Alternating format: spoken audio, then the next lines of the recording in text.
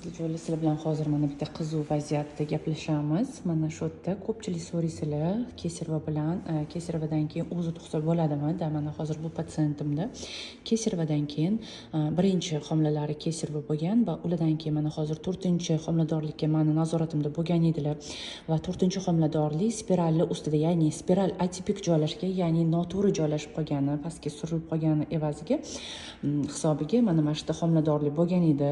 9 oy nazoratimda bo'ldilar, ham homiladorlik plus spiral kuzatuvda bo'ldilar. Ko'pincha bunaqa holatlarda tug'ruqdan keyin tug'ruq paytida spiral tushib ketadi, lekin bu qizimizda shunaqa qiziq holat bo'ldiki, birinchisi bo'ladi kesirva bo'lganligi sababli spiral kelib aynan mana shu anaqani o'rniga kelib joylashgan, ya'ni mana shu matkani oldingi devorda posleoperatsionni rubetsi o'rniga kelib mashtga VMS joylashib olgan hozir.